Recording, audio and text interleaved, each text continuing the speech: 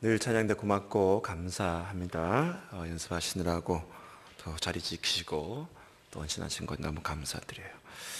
우리 옆 사람한테 인사했으면 좋겠습니다. 있을 때 잘합시다. 시작.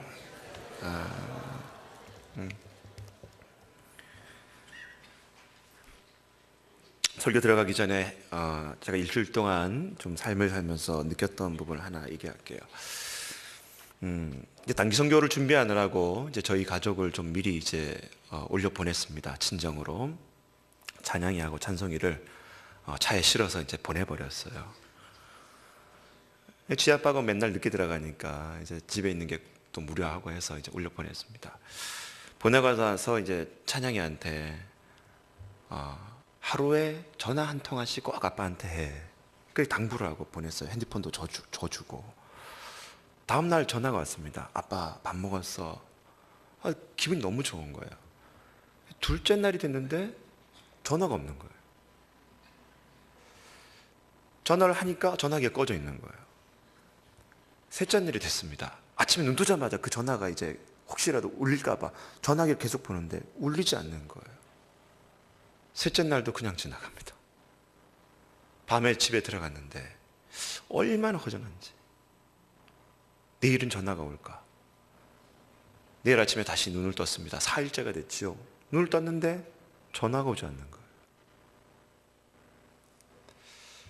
제가 그걸 가만히 묵상하면서 내가 사랑하는 딸아이의 전화도 그렇게 너무나 간절하게 기다리는 이 아비의 마음이 있는데 과연 우리 하나님은 내 영혼의 그 전화 소리를 얼마나 기다리고 계실까? 우리는 일주일의 삶을 살면서 내 영혼의 목소리를 듣기 기다리고 계시는 그 하나님 앞에 얼마나 많은 전화를 여러분 드리고 살아오셨습니까? 바라기는 청년 여러분, 하나님을 사랑하는 것이 입술로만의 고백이 아니라 정말 그 하나님과 더욱더 가까워지는 그런 영적인 교제가 끊어지지 않는 우리 청년들이 될 수 있기를 주의 이름으로 축복합니다. 그러면서 옆 사람들 그렇게 축복하며 인사했으면 좋겠습니다. 하나님 앞에 영적 전화 많이 합시다. 시작. 아멘. 오늘은 제가 설교를 그리 길지 않게끔 마무리하고자 합니다. 단기 선교팀 파송식이 있기 때문에 길지 않은 선교 할 테니까 잘 들어보십시오.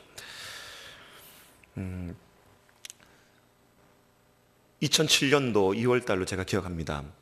서울에 있는 상도교회라는 곳에 제가 이제 부임을 하게 되어지고 음악 사역을 이제 하게 될 때쯤에 이미 오랫동안 저하고 같이 음악 사역을 했던 최우석이라는 드러머가 있었습니다. 우리나라에서도 아마 10손가락 안에 꼽히는 그런 드러머였어요. 여러분한테 한번 얘기했던 것 같은데, 근데 이 친구가 갑자기 부고의 소식이 들려왔는데 녹음실에서 그만 있다가 녹음실에서 화재가 났는데 아무도 없는 그런 녹음실이었어요. 혼자 있다가 낮에 그만 화재가 나면서 이 바깥에 불이 난 것을 모르고 녹음실 조그만 그 드럼이 있는 부스 안에서 혼자 있다가 빠져나오지 못하고 그만 그 엄청난 그런 독가스에 의해서 실신을 하게 되어지고 그 독가스가 이 장기로 들어가게 되면서 식물인간이 되어버려가지고 병원에 실려가는 소식을 제가 듣게 됐어요. 병원에 가다 보니까 아무 의식도 없고 그 건강했던 청년이 그냥 식물인간처럼 누워져 있는 거예요. 그리고 있다가 정확하게 3일 뒤에 세상을 떠나게 되어집니다. 너무나 답답했어요. 왜 녹음실에 한낮에 어느 누구도 그 친구를 꺼내지 못했을까?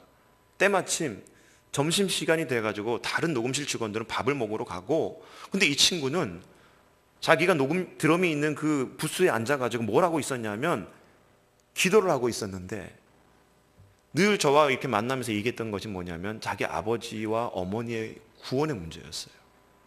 자기 아버지는 영등포에서 여러분 흔히 말하는 조폭세계의 2인자였습니다. 영등포 지구에. 어머니는 호프집을 운영하고 있었던 어머니였고, 그런데 이 두 부분이 아버지의 그런 조폭 생활로 말미암아 가정이 깨지게 됐던 거예요. 어렸을 때는 그래도 교회도 나가고 그랬던 두 부모가 아버지의 잘못된 길로 걸어 나감으로 말미암아 가정이 깨지게 되고, 그 잃어버렸던 그 가족 구원에 대한 마음이 너무 안타까운 나머지 늘 만날 때마다 가족 구원을 놓고서 기도했던 청년이었습니다. 그래서 그때 때마침도 아버지의 그 속상한 그 소식을 들으면서 아버지가 얼마 전에 그 조폭 생활에 있다가 수감이 돼버리는 거예요. 너무나 속상하죠. 그래서 녹음실 부스에 앉아가지고 자기 드럼이 있는 공간에 앉아가지고 기도를 하게 됐는데, 점심 먹으러 다른 직원들이 간 사이에 바깥에서 화재가 나가지고 밖에 불이 일어나는지도 모르고 계속해서 기도 제목을 펼쳐놓고 성경을 펴놓고 기도하다가 그 자리에서 그 나쁜 연기를 마시고 실신을 해버린 거예요. 때마침 점심을 한참 먹고 녹음실 직원이 들어갔을 때 불이 난 것을 보고 소방차를 불러다가 불을 끄고 그 녹음실 부스를 열어봤을 때 그 친구는 이미 그 매독 연기에 의해서 쓰러져 있는 모습을 보게 되어집니다. 이미 병원에 갔지만 아무것도 할 수 없는 상황이 되어버렸고, 그는 3일 있다가 세상을 떠나게 되어지죠. 아들이 죽었다는 소식을 듣고 그 아버지가 다행히 장례식장에 찾아올 수 있는 길이 열렸습니다. 아들이 왜 어떤 상황에 죽었는지를 그 아버지가 얘기를 듣고 오실 때 보니까 또 그 영등포 지구의 업계들하고 같이 왔더라고요. 와가지고 이러한저러한 상황 때문에 아들이 그만 운명하게 됐습니다. 얘기를 들었을 때 영등포 지구의 어둠의 지하세계에 있었던 그런 분이었지만 아들의 죽음 앞에는 예외가 없더라고요. 눈물이 뚝뚝 흐르시면서 얘기하시더라고요. 마주보면서 얘기를 하시는 가운데 이런 얘기를 합니다. 아버지가 너무나 못나고 부족한 그런 사회에서 벌어지만도 못한 그런 인물로 그렇게 여겨지는 사람인데, 내 아들이 뭐가 그렇게 아버지를 소중하게 여겨서 그 아이들의 소원이 뭔지는 모르겠지만 그 아들이 나를 위해서 기도하고 뭔가 바람이 있었다면, 이미 내 아들은 죽었지만 죽은 내 아들의 소원을 들어주고 싶다고. 그래서 장례식이 끝나고 나서 얼마 후에 그 최우석 군의 아버지는 제가 있던 교회로 찾아와서 등록을 하게 되어집니다. 그리고 정확히 6개월 뒤에 그 아버지는 교회에 등록을 하기 이후에 6개월 동안 말씀을 훈련받고 세례를 받게 되어집니다. 그리고 얼마 후에 그 아버지는 마침내 그 영등포 지구의 어둠의 조폭 세계를 떨쳐버리고 새로운 삶을 살기 시작합니다. 한 사람이 한 아버지의 인생을 바꾸게 되어지는 것이고요. 그 아버지의 인생이 바뀌게 되니까 그 가정의 삶이 바뀌게 되더라는 것이죠. 저와 여러분이 이러한 삶이 될 수 있기를 주의 이름으로 축복합니다. 예전의 얘기입니다. 김제에 가면은 금산교회라는 교회가 있습니다.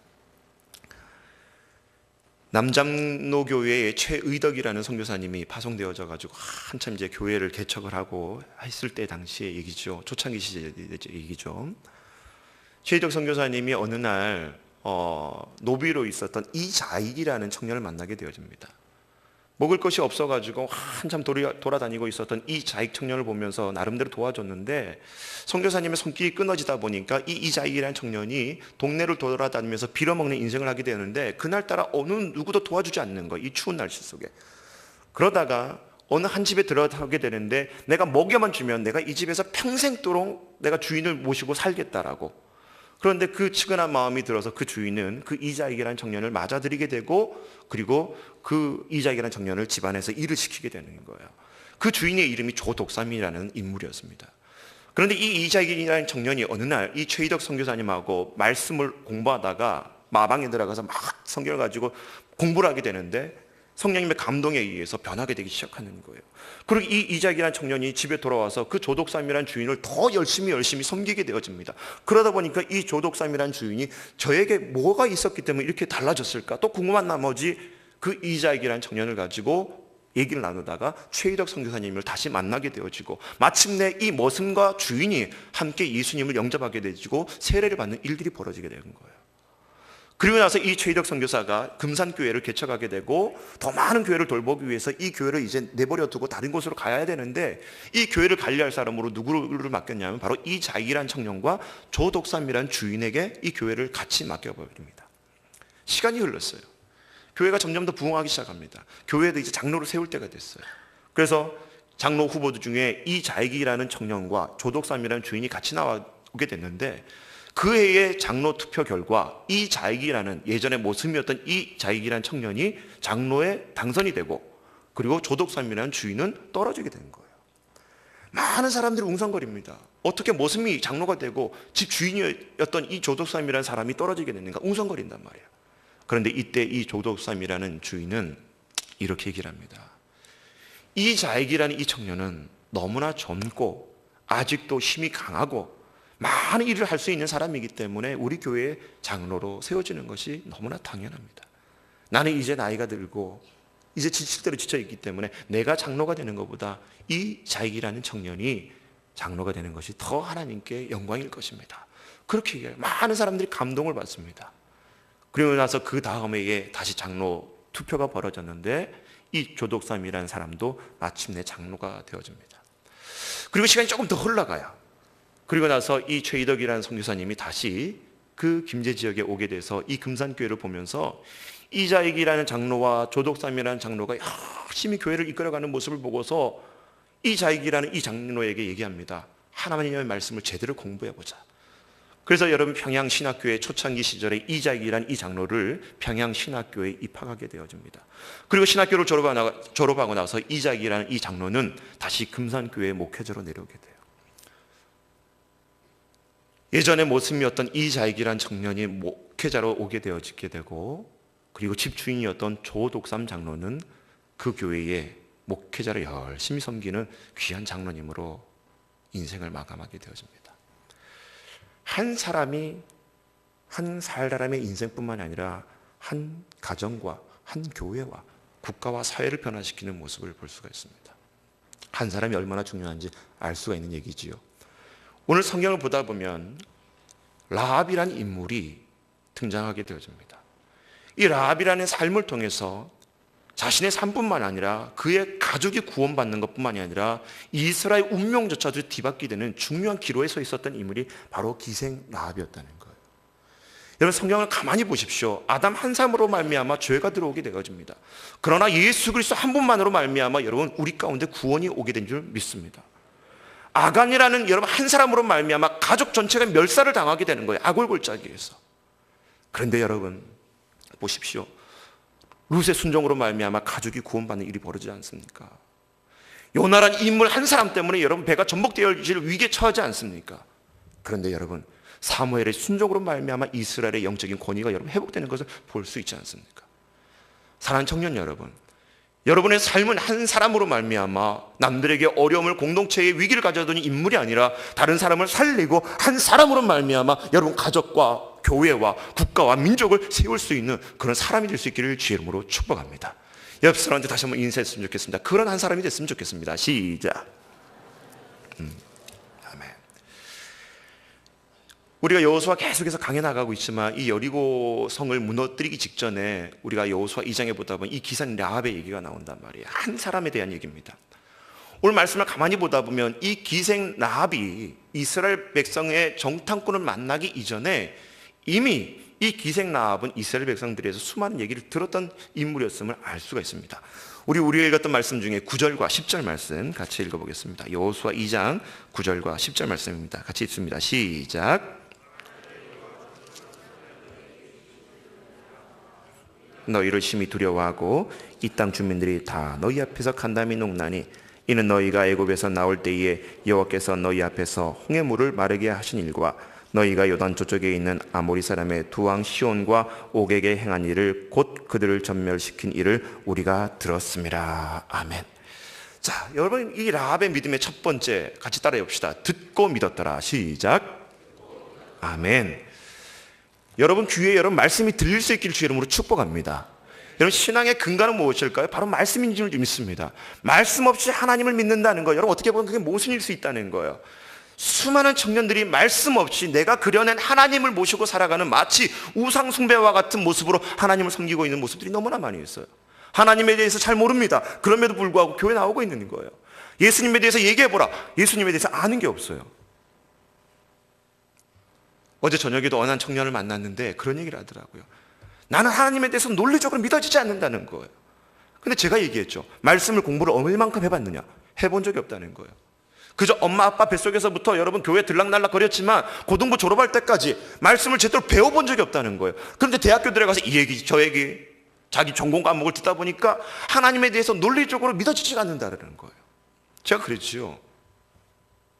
2년 6개월 동안 성장반 해보고 제자훈련 해보고 사역훈련 해보고 그리고 나한테 와서 과연 너의 말이 맞는지 틀린지 한번 재보자라고.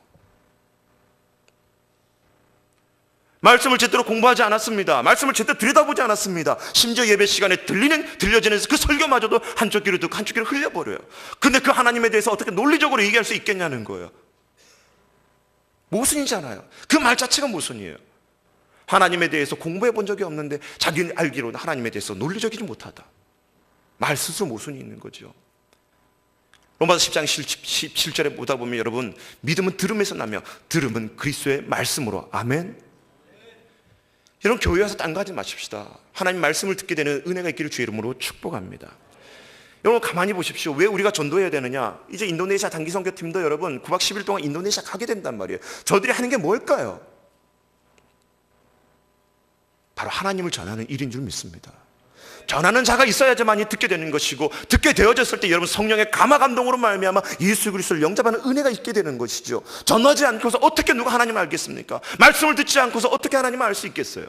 사랑하는 청년 여러분, 여러분의 삶 가운데 말씀이 기준이 되어지고 말씀을 듣는 삶이 될 수 있기를 주의 이름으로 축복합니다.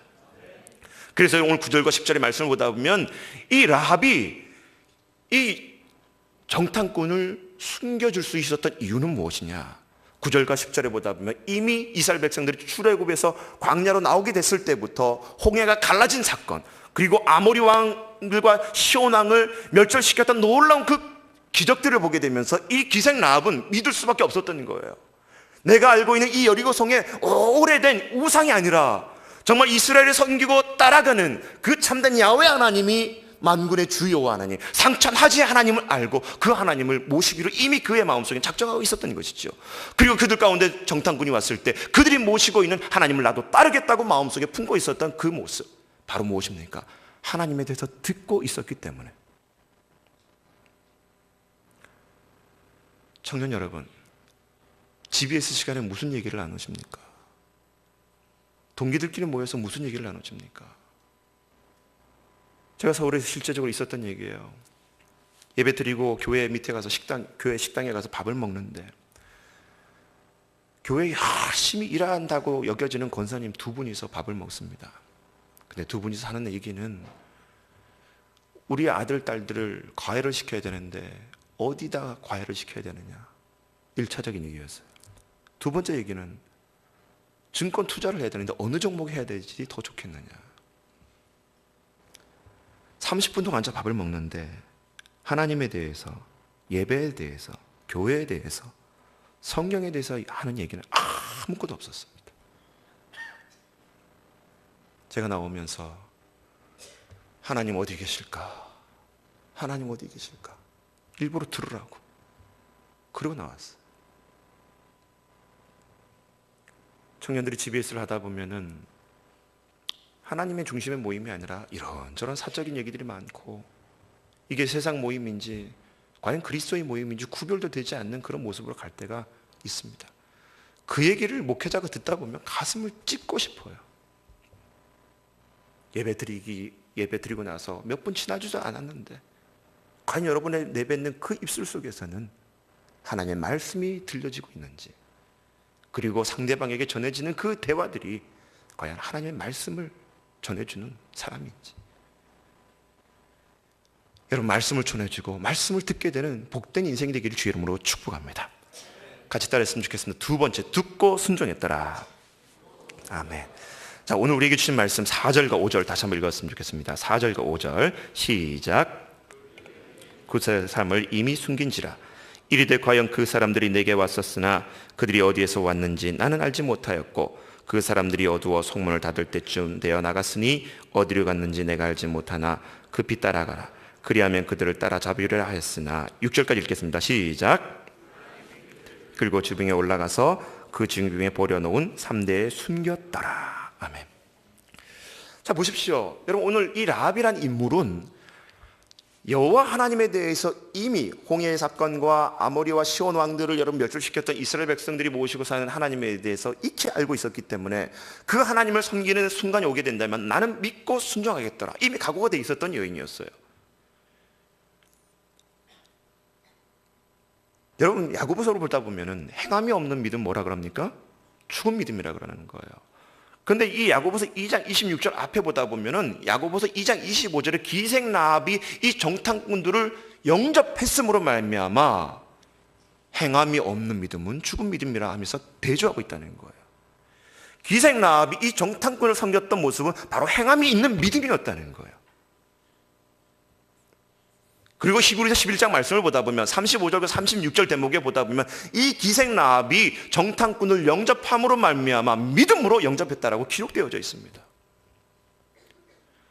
마태복음을 여러분 1장을 우리가 족보를 읽다 보면 예수님의 족보를 읽다 보면은 그 족보상에 여러분 5명의 여인이 등장하게 되었는데 그 예수님의 구원의 출생을 이룰 수 있었던 5명의 여인 중에 한 명이 누구냐? 바로 이 기생라합이었다는 거예요. 인류 역사의 구원을 가져다 줄 수 있는 예수 그리스도 탄생하기까지 절대적인 영향을 끼칠 수 있었던 이 기생라합의 삶이 과연 무엇이었냐는 거예요. 행함이 있는 믿음이었다는 거죠. 죽은 믿음이 아니라 행함이 있는 믿음이었다는 거예요. 사랑하는 청년 여러분, 이슬람만 믿는다고 내뱉는 것이 아니라 여러분 삶 가운데 행함이 있는 믿음이 될 수 있기를 주의 이름으로 축복합니다. 여러분 성경에 왜 사도 바울이 여러분 오직 의인은 믿음으로 말미암아 살리라 이 로마서와 야고보서가 얘기했던 행함이 없는 믿음은 죽은 믿음이다라고 왜 이 말씀이 여러분 동시에 기록되어졌을까요? 동전의 앞면과 뒷면입니다. 어느 것이 맞고 어느 것이 틀린 것이 아니라 예수 그리스도를 믿는 그 믿음은 구원받습니다. 아멘? 그러나 그 구원받는 정말 제대로 된 믿음은 행함이 있다는 거예요. 여러분 오늘 삶을 살면서 주님 앞에 끊어버려야 될 것들이 있다면 끊을 수 있기를 주의 이름으로 축복합니다. 보지 말아야 될 것이 있다면 보지 않기를 주의 이름으로 축복합니다. 듣지 말아야 될 것이 있다면 듣지 않기를 주의 이름으로 축복합니다. 가지 말아야 될 것이 있다면 가지 않기를 주의 이름으로 축복합니다. 왜 결단하지 못합니까? 우리는 죽은 믿음이기 때문에? 아닙니다. 오늘 성령께서 여러분 회복시키기를 주의 이름으로 축복합니다. 미국의 어느 한 뉴저지 한 유명한 교회의 얘기예요. 어느 권사님이 어마어마한 갑부입니다. 땅이 무려 앞마당이 3,000평이래요. 그리고 그 3,000평에 잔디가 깔려있대요. 3,000평, 여러분 이해가 돼요 지금? 3,000평? 그게 앞마당이고 잔디가 깔려있는 마당. 어마어마한 갑부겠죠. 의리의리한 대저택에 산단 말이에요. 근데 이 권사님이 어느 날 교회 와가지고 담임 목사님한테 이렇게 얘기합니다. 목사님, 선교팀을 보내기 위해서 선교 후원금을 마련하기 위해서 교인들로 하여금 폐지 줍는 일을 했으면 좋겠다고. 폐지 줍는 일을 했으면 좋겠다고. 그럼 목사님 알겠다고. 그래서 예배 시간에 이제 광고를 합니다. 성도 여러분, 우리 아무개의 모 권사님을 위해서 이제 폐지 수집을 하자고. 아무개 모 권사님을 위해서 폐지 수집을 하자고. 예배가 끝났어요. 그 권사님이 찾아옵니다. 목사님은 어떻게 그럴 수 있냐고. 어떻게 나를 그렇게 실명을 거론하면서 나를 그렇게 무시할 수 있냐고. 어떻게 나를 위해서 폐지를 모아가지고 성경 헌금하자냐고. 나를 무시하는 거냐고. 목사님이 이렇게 얘기합니다. 권사님 부자 아닙니까? 부자인 권사가 교인들한테 그저 폐지 모아가지고 성교 헌금하자는 게 교인들한테 이해가 됩니까? 마찬가지로 예수님은 부자이신데 권사님, 그 우리 예수님 앞에 그저 권사님이 갖고 있는 재물을 드리는 것이 아니라 교인들로 하여금 힘들게 폐지대나 모아가지고 올려드리고 하는 권사님의 마음이 잘못된 거 아닙니까?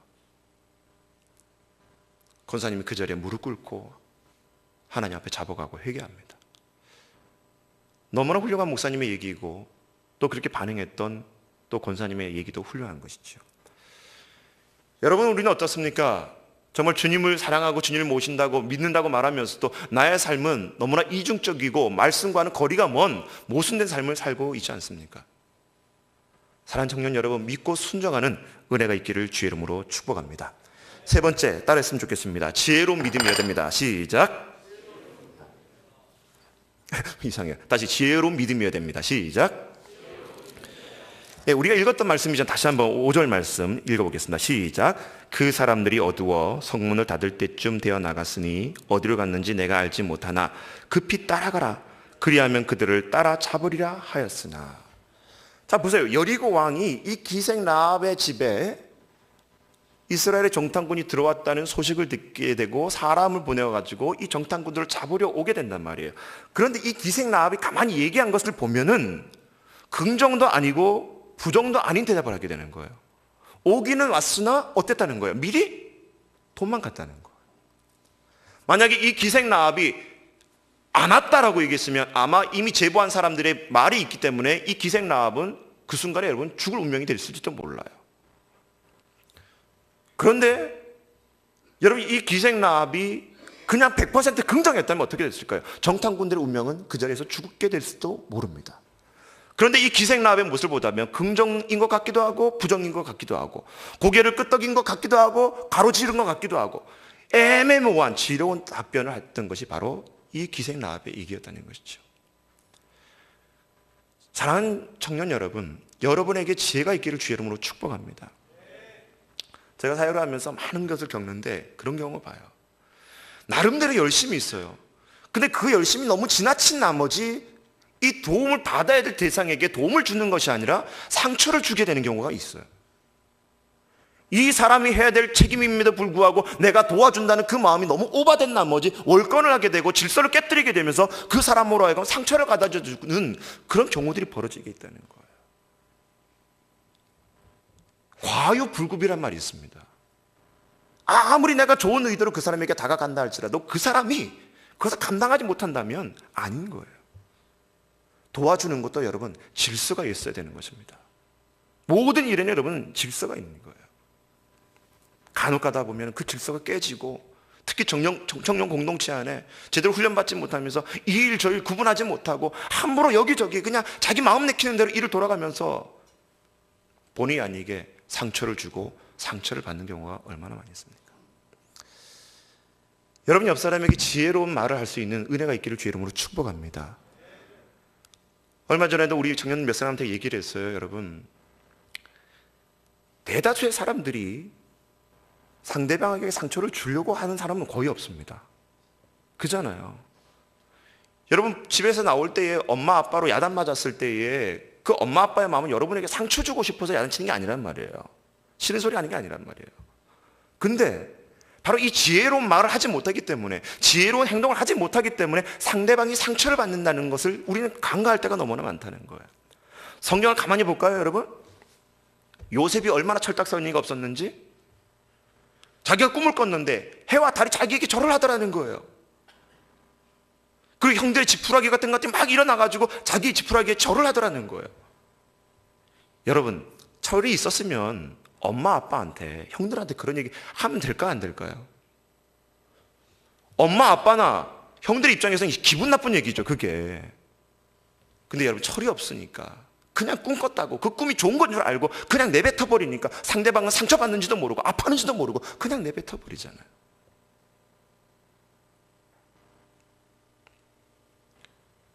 이스라엘 백성들이 여러분 보십시오. 다윗이 전쟁에 나가서 승승장구하고 이제 시온성으로 입성하게 되어집니다. 그때 이스라엘 백성들이 춤을 추면서 노래했던 구절이 뭔지 알아요? 사울은 천천히요, 다윗은 만만이라. 이스라엘 백성들이 여러분 생각이 있었다면 사울 왕이 자기 옆에 있는데 그런 얘기를 할 수 있었을까요? 생각이 없는 백성이다 보니까 사울 왕의 심기를 건드리는지도 모르고 그냥 내뱉어 버리는 거예요. 그 말에 대해서 어떻게 결과가 반응이 되든지 상관없이.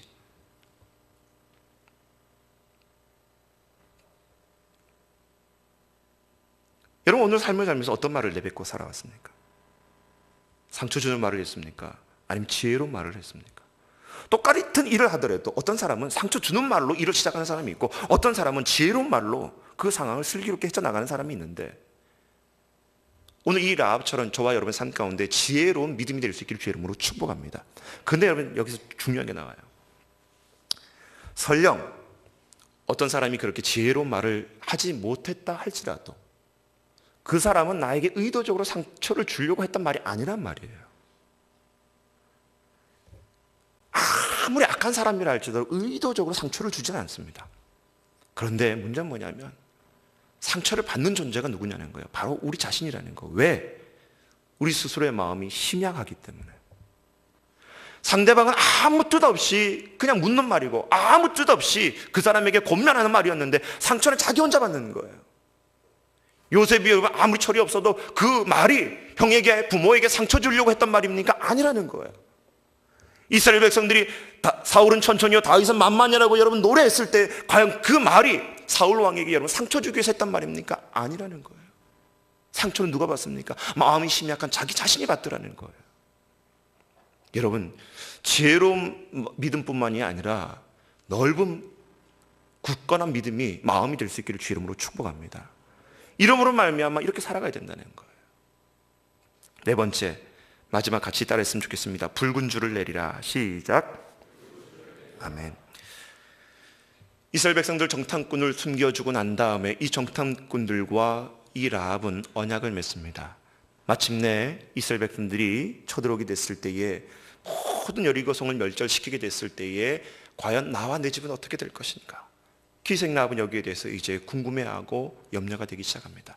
그때 그 정탐꾼이 약속을 하게 되지요. 너희 집에 붉은 죄를 창문에 내리고 있어라.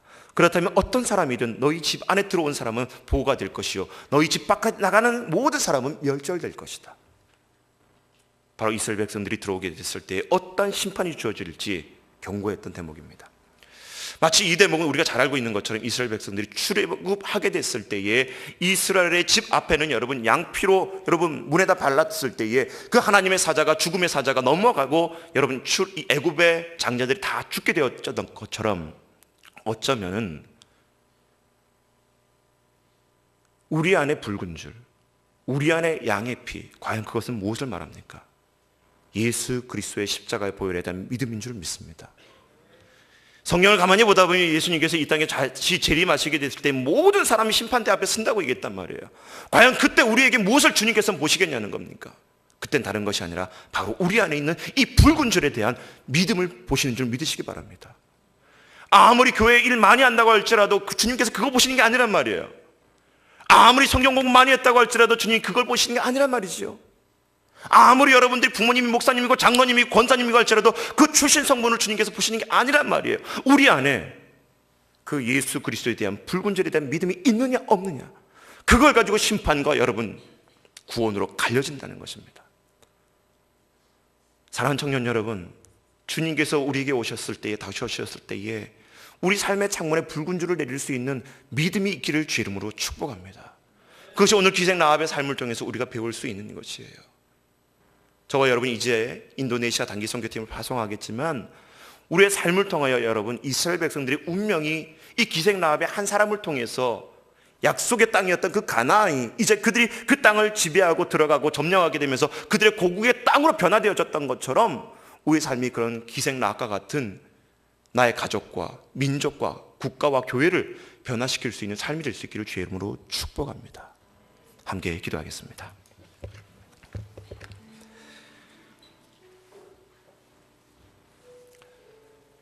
좋으신 하나님, 우리가 삶을 살면서 말씀을 듣고 말씀을 깨닫는 은혜를 더하시고 그 말씀을 듣고 순종할 수 있는 믿음 되게 하여 주시고 남들을 살리고 유익하게 할 수 있는 지혜로운 믿음 되게 하여 주시고 주님 다시 오셨을 때에 정말 올바른 믿음을 보임으로 말미암아 하나님의 영원한 하나님의 아들, 딸, 백성들 될 수 있도록 도와주시옵소서. 감사드리고 예수님 이름으로 기도드립니다.